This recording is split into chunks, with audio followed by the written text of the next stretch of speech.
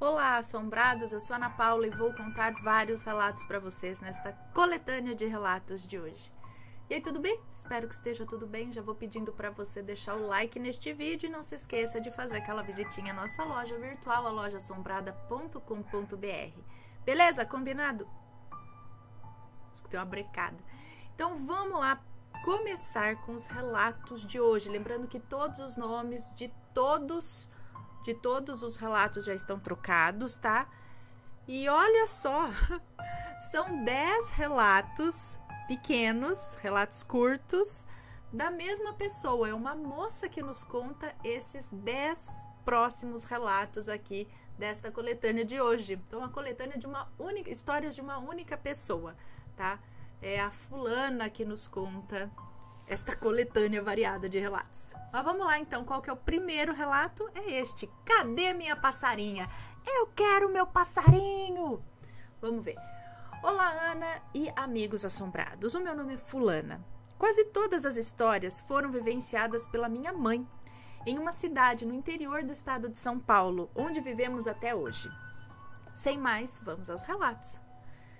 Tínhamos 3 periquitos australianos em um viveiro há mais ou menos uns 2 anos. Era o Bento, a Teca e a Bia. Certa vez percebemos que a Teca parecia abatida e logo nos preocupamos, pois ela sempre foi muito esperta, muito ativa. Isolamos ela em uma gaiola menor e começamos um tratamento especial. Água fresca e filtrada, vitamina, jiló, grãos e frutinhas, tudo só para ela. Todas as noites cobríamos a gaiola dela com uma toalha para que não tomasse vento. Guardem essa informação. Como saio para trabalhar às 5 da manhã e só volto para casa às 6:30 da tarde, minha mãe era a pessoa que cuidava dos passarinhos durante o dia, antes de sair para o trabalho também. Quando anoitecia, visto que estaríamos fora, o meu pai ficava encarregado de cobrir a gaiola da Teca. Pois bem, passaram-se alguns dias e tudo corria normalmente. Seguíamos essa rotina. De manhã, minha mãe tratava os passarinhos, à noite o meu pai ia lá cobrir. Tudo perfeitamente no lugar. Minha mãe até mesmo perguntou a ele: "Você lembrou de cobrir a gaiola, né?" Confirmadíssimo, sim, ele tinha lembrado de cobrir a gaiola. No dia seguinte, quando a minha mãe foi toda animada a retirar a toalha da gaiola, cadê a Teca?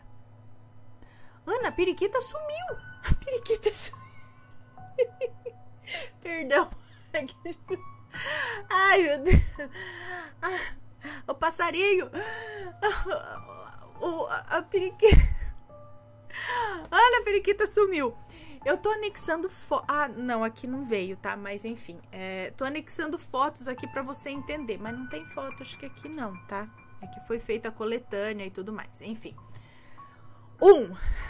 Se ela tivesse tentado passar pelas grades da gaiola, ela teria ficado presa, pois não tinha como passar a cabeça, nem as asas e nem o corpo por um espaço de apenas 2 centímetros. Além disso, sem perder uma pena sequer e sem fazer nenhum barulho. 2. Verificamos a gaiola em todas as portinhas. Quer dizer, verificamos a gaiola e todas as portinhas estavam fechadas. A toalha estava no lugar, cobrindo toda a gaiola. E não havia qualquer sinal de que algum animal tivesse predado ela. Não havia penas, não havia sangue. A gaiola estava no alto, intocada. E outra, ela estava no 3º andar aqui de casa. Ao lado há apenas um grande terreno no nível da rua, muito abaixo de onde estava a gaiola. Não tem como alguém ter invadido, soltado a passarinha, colocado tudo de volta no lugar e saído, assim, sem mais nem menos. A única explicação que eu encontrei, pois estava cética até então, era que ela havia levantado a escotilha que cobria o espaço do coxinho, escapado por ali, caído no chão por conta da toalha que estava bloqueando a passagem e voado. Mas o coxinho bloqueia a passagem também. O Bento, a Teca e a Bia costumavam ficar na gaiola que usávamos para o isolamento antes de termos o viveiro. olha o tamanho do corpo deles em relação ao espaço da grade. Acho que pela foto que ela deve estar mandando. Mas assim, a gente sabe, né? Uma gaiola tem uns espacinhos assim. Não passam. É óbvio, né, que a gaiola é feita para o passarinho não fugir. Se algum estudioso sobre aves puder me explicar como isso é possível, eu agradeceria. Novamente, não havia o menor vestígio de qualquer coisa na gaiola, que estava fechada e coberta. Nem mesmo nos arredores havia algum sinal de alguma coisa. O meu pai a viu lá antes de colocar a toalha. O que aconteceu? Bom, tem certeza que ninguém teria soltado o passarinho, né? Por exemplo, seu pai falou, eu não aguento mais, vou soltar esse passarinho, vou fingir que nunca aconteceu nada, né? Ou sua mãe, sei lá. Alguém ter soltado o passarinho e falado que não sabe de nada. Só uma possibilidade, tá?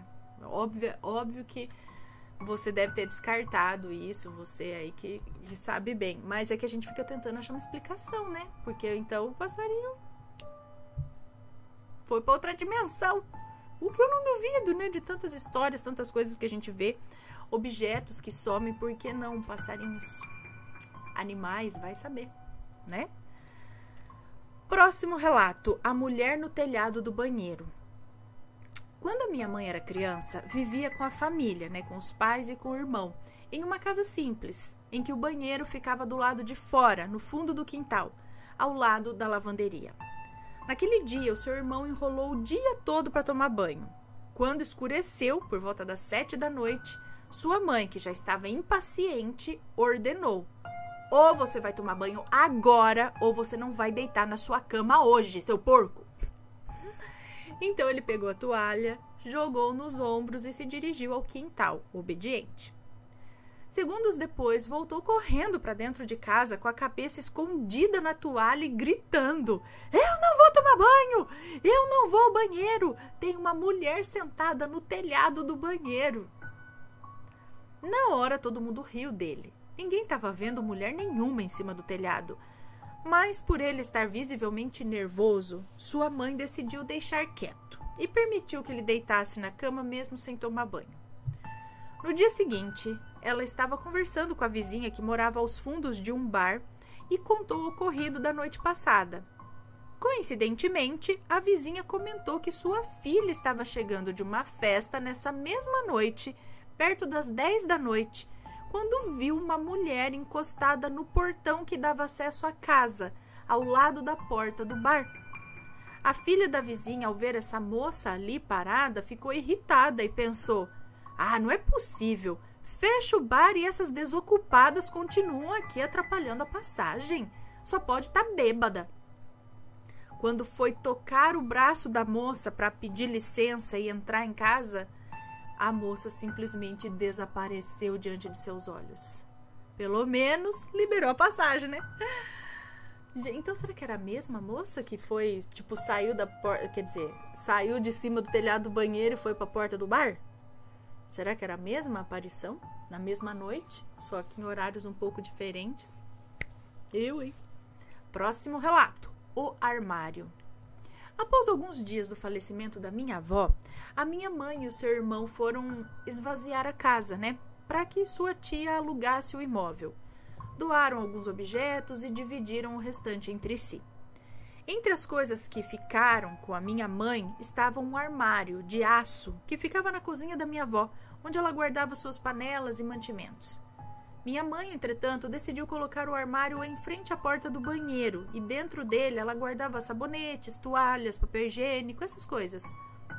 Alguns dias depois, minha mãe estava sozinha com a minha irmã mais velha, que na época tinha 1 ano e meio de idade. Era por volta das 5:30 da tarde, horário em que a minha avó costumava fazer a janta, quando minha mãe ouviu as portas desse tal armário batendo, como se alguém as abrisse e fechasse repetidamente. Ela nem esperou para ver, pegou minha irmã e saiu correndo para a casa da tia, e só voltou quando meu pai chegou do trabalho às 11 da noite. Mas depois disso o armário nunca mais fez barulho. Será que era a avó mesmo? Né? Ainda utilizando o armário? Ou alguma outra né, alguma outra coisa que não foi explicado, né, mas sei lá. Mas é que um armário dentro de casa batendo a porta assim, né? Pode ser, avó, pode ser. Próximo relato, o dia da vacina. Minha avó era muito apegada à minha irmã mais velha. Minha mãe trabalhava fora, portanto era minha avó quem levava a bebê para tomar vacina. Levava ao pediatra, dava comida, fazia basicamente tudo. Minha mãe ficava com ciúmes e diz até hoje que era como se ela sequer existisse para as duas. Porém, minha irmã completou 1 ano em agosto e minha avó morreu em outubro de 95. Nossa! Cerca de 1 mês após o falecimento, a minha irmã deveria tomar aquela vacina que os bebês tomam quando completam 15 meses e minha mãe, desnorteada, nem se lembrava da data da vacina. Quando chegou o dia da vacina, de madrugada, minha mãe estava naquele estado, meio dormindo, meio acordada, e sentiu a porta do quarto se abrir. Sentiu que alguém se sentou na cama e ouviu nitidamente a voz da minha avó dizendo: "Viu? Não vai esquecer de levar a Nenê tomar vacina. É hoje. A carteirinha dela está na 2ª gaveta do criado mudo, no meio do álbum de fotos." Feliz pela presença, mas assustada, ela se levantou e foi verificar a 2ª gaveta do criado mudo. E a carteirinha realmente estava lá e confirmava a data. Gente, né? Aí vai falar, foi inconsciente dela, ela sabia onde estava, não sabia, mas... não acredito não. Foi a avó mesmo que falou, acredito. Próximo relato, a moça do hospital. Em 1993, a minha mãe era secretária clínica de um hospital da cidade. Trabalhava na porta do centro cirúrgico e trabalhava na porta do centro cirúrgico e obstétrico. Porém, aos fins de semana, o plantão era em sistema de rodízio, ou seja, havia revezamento de setores entre as secretárias. Era um sábado à tarde quando minha mãe iniciou seu plantão e deu de cara com uma família chorando. Coisa corriqueira num hospital, né? Mas ela, curiosa, quis saber o que estava acontecendo. Perguntou à enfermeira, que lhe disse que se tratava de uma moça da mesma idade da minha mãe, que passou mal no trabalho, sendo levada ao hospital inconsciente. Ninguém sabia o que havia de errado, pois a moça em um dia esbanjava saúde e no outro foi parar na UTI entubada. A moça ficou internada lá por dias a fio e minha mãe nunca mais teve coragem de entrar na UTI enquanto ela estava lá. Sentia-se mal por vê-la naquela situação. Acompanhava a tristeza da família e o pesar de ver uma moça tão jovem e tão bonita assim era demais. Ela tinha os cabelos naturalmente loiros, que desciam até a cintura em lindos cachos. Enfim, por conta disso, minha mãe sempre pedia para outra secretária trocar de setor com ela quando era necessário ir até a UTI. No sábado à noite, minha mãe estava incomodada, pois no domingo ela estaria sozinha no plantão e não haveria ninguém para trocar de setor com ela naquele dia. Portanto, teria que ver a tão estimada moça do mesmo jeito, naquela triste situação. Foi se recolher e, perto da hora de se levantar para ir trabalhar, ela teve um sonho, no qual a tal moça, acordada, linda e sorridente, lhe dizia assim: "Amiga, pode pegar o seu plantão tranquila, eu não vou estar lá, eu já estou bem." Minha mãe até se animou, pensando que a moça estaria no quarto já. Porém, chegando ao hospital, a entrada de funcionários era perto do necrotério. Ela viu o carro funerário saindo. Uma de suas colegas então lhe disse: "Viu quem faleceu? A moça da UTI que você gostava." Olha, já se passaram 30 anos e minha mãe nunca esqueceu dessa moça. Uai, por que será que ela pegou tanta afeição à moça? Né? E a moça ainda apareceu para ela falando amiga. E a moça também sentiu isso, ou sabia, né, que ela não queria vê-la naquela situação. Interessante, né? Próximo relato, a visita. A minha avó sempre fumou, mas com a idade isso se tornou uma complicação, ao acarretar um enfisema pulmonar violento.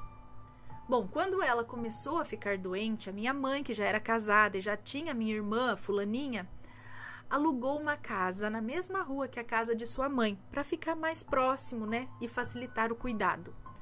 Para tentar animá-la, ela sempre convidava minha avó para visitar a casa nova e ver como estava ficando após a mudança.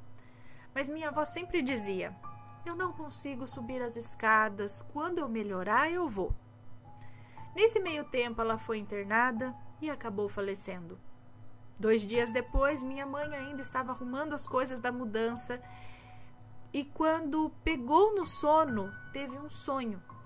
Nesse sonho, a minha avó a chamava na porta do quarto. Minha mãe se levantou e a seguiu pela casa até o quintal, onde minha avó se sentou numa cadeira. Minha mãe então a questionou: mãe, o que a senhora está fazendo aqui? Ao que ela respondeu: ué, eu vim conhecer a sua casa. Eu não te falei que quando eu melhorasse eu viria? Avise a sua tia que hoje eu não poderei ir lá ver as crianças, sobrinhos dela. Mas eu já passei ali e dei um beijo na fulaninha, que é minha irmã. Quando eu puder, eu venho de novo. Quando a minha mãe acordou, não é que a cadeira em que a minha avó teria se sentado no quintal estava no mesmo lugar em que estava no sonho? Então, acho que não é só sonho, né? Acredito que familiares, entes queridos, eles realmente vêm nos visitar, tudo através de sonhos, né? A gente conversa, tem contato com eles, recebe recados, passa recados através de sonho, mas não é bem sonho, né?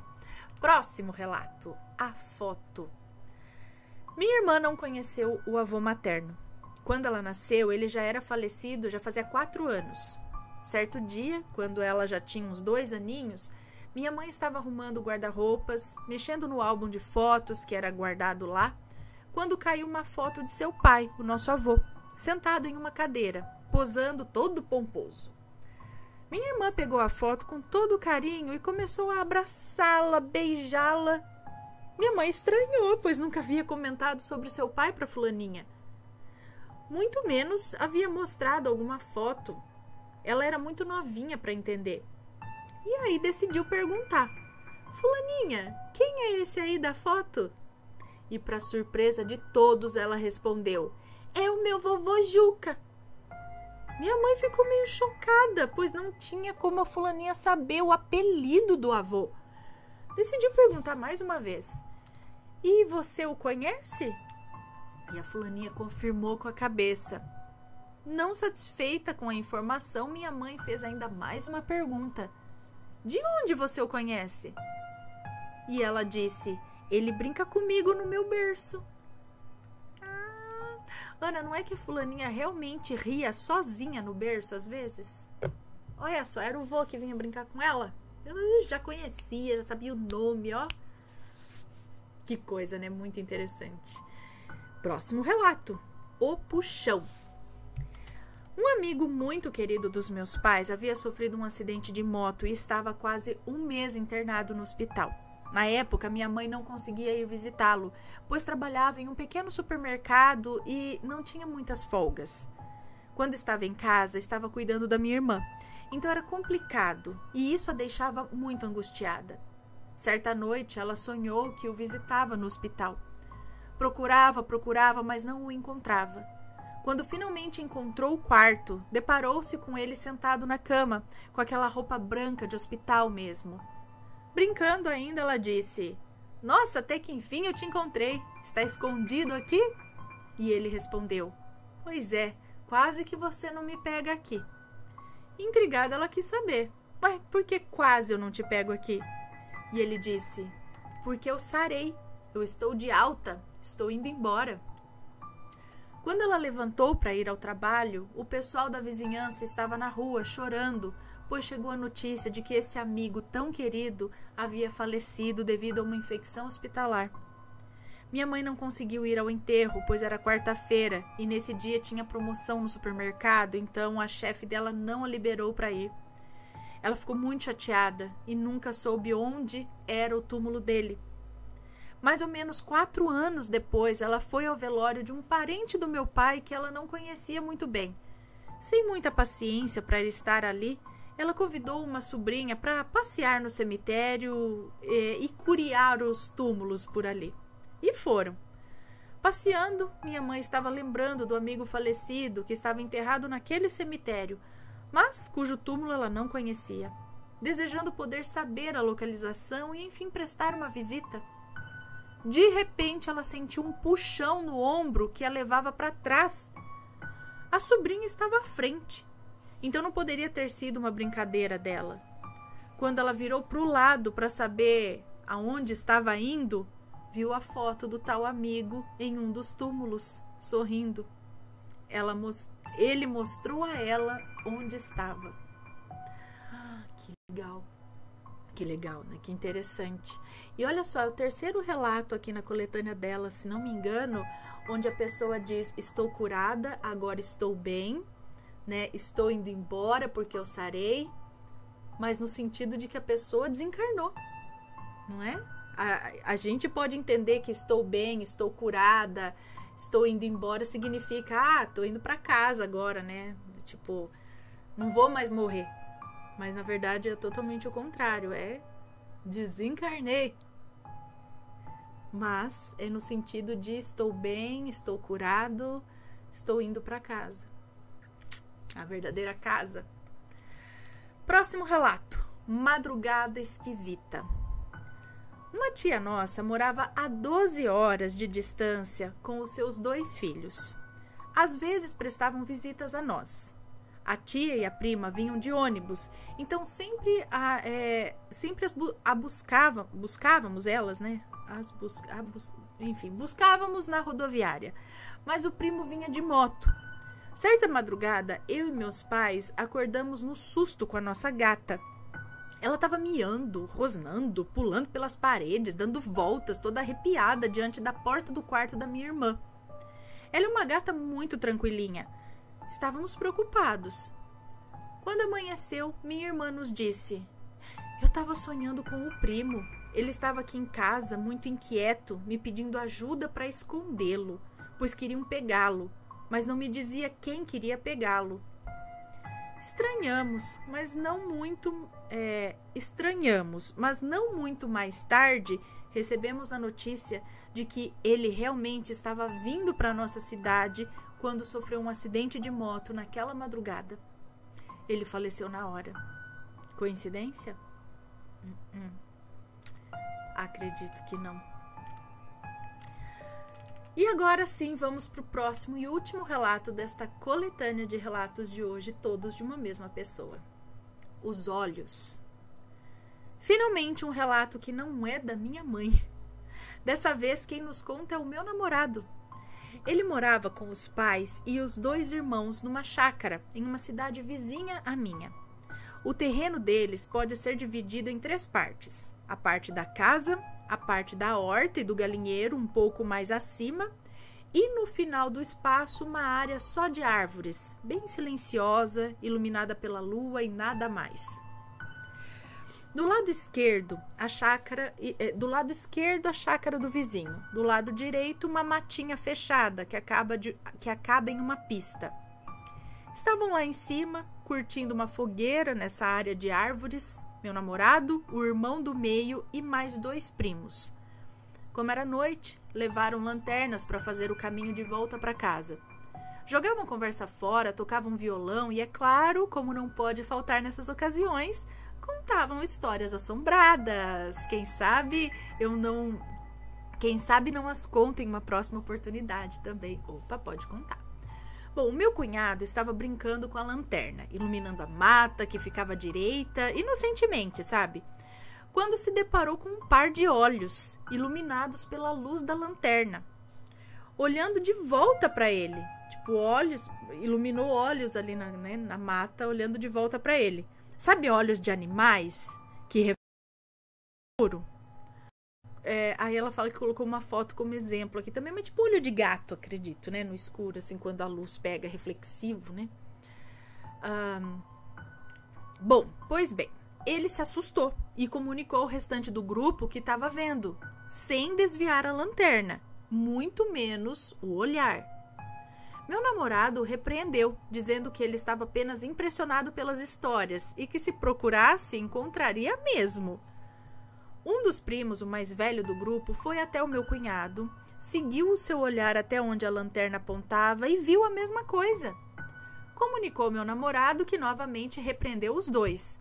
Sei lá, deve ser gato, né? Ele disse. Pois o gato, bem nesse momento, apareceu ao lado deles, todo arrepiado e agitado, assim como a minha gata no relato anterior. Ele não era desse temperamento também. Eles começaram a ficar assustados, pois poderia muito bem ser, sei lá, algum outro animal. Porém, perceberam que os olhos estavam na altura de uma pessoa e não na altura de um bicho. Estava na altura de uma pessoa de aproximadamente 1,60 m de altura, em relação à altura do meu cunhado e o ponto onde os olhos estavam, sabe? Ana, eles prestaram atenção ao ambiente ao redor, no qual os olhos apareceram, e as árvores eram muito altas. Na altura dos olhos havia apenas os troncos, pois os galhos estavam bem mais acima. Não havia pedras nem troncos caídos, nada em que algum animal pudesse estar apoiando para ficar naquela altura. Para mim, o mais impressionante foi não terem visto nenhuma silhueta também. Quando voltaram a lanterna para onde os olhos estavam, eles haviam desaparecido. Fizeram silêncio, então puderam ouvir passos bípedes e pesados que contornavam a cerca que dividia o terreno da chácara da mata. Podiam ouvir 2 pés que pisavam as folhas secas passo a passo. Ana, nessa hora, não sobrou um rapaz lá em cima para ver do que se tratava aquilo. Desceram até a casa correndo e o que quer que fosse aquilo lá, continua um mistério. E foi isso, Ana. Muito obrigada pela atenção. Abraços. Um beijo para você. Muito obrigada pelos relatos. Gente, que bicho era esse? Realmente, né? Um mistério. Vai saber. Na mata tem tanta coisa que pode ser, e eu não duvido de nada, não. Bom, pessoal, esses foram os relatos de hoje. Espero que tenham gostado. Um grande beijo para vocês e a gente se vê no próximo relato. Fui. Tchau, tchau.